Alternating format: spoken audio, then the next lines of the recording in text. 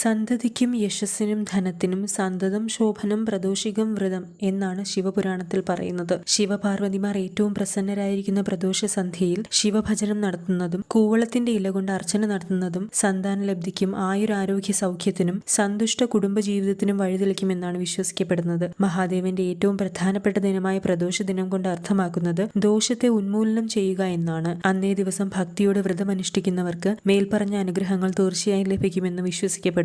വ്രതമനുഷ്ഠിക്കാൻ കഴിയാത്തവർ ശിവക്ഷേത്ര ദർശനം നടത്തി വഴിപാടുകൾ ചെയ്യുന്നതും ഉത്തമമാണ്. നാളെ ശനി പ്രദോഷമാണ്. ശനി പ്രദോഷം നോൽക്കുന്നത് സാധാരണ പ്രദോഷ വ്രതത്തേക്കാൾ ഇരട്ടി ഫലം നൽകുമെന്നാണ് പറയപ്പെടുന്നത്. ഈ ദിനത്തിൽ നടത്തുന്ന ശിവക്ഷേത്ര പുണ്യം 5 വർഷങ്ങൾ തുടർച്ചയായി ദർശനം നടത്തിയാൽ ലഭിക്കുന്ന പുണ്യത്തിന് തുല്യമാണെന്നും വിശ്വസിക്കപ്പെടുന്നു. ശനി പ്രദോഷ വ്രതം മഹാദേവന്റെയും അതോടൊപ്പം ശനിദേവന്റെയും അനുഗ്രഹങ്ങൾ കൊണ്ടുവരുന്നു. കറുത്ത പക്ഷത്തിലും വെളുത്ത പക്ഷത്തിലുമായി ഒരു മാസം 2 പ്രദോഷമുണ്ട്. 2 പ്രദോഷത്തിലും വ്രതം നോൽക്കണമെന്നാണ് ശാസ്ത്രം. എന്നാൽ കറുത്ത പക്ഷത്തിലെ പ്രദോഷ വ്രതം മാത്രമായും അനുഷ്ഠിക്കാം. നാളെ, അതായത് 2024 ഡിസംബർ 28 വരുന്നത് കറുത്ത പക്ഷത്തിലെ ശനി പ്രദോഷമാണ്. പുണ്യപ്രവർത്തികൾക്കും ഉത്തമമായ ദിനം കൂടിയാണിത്.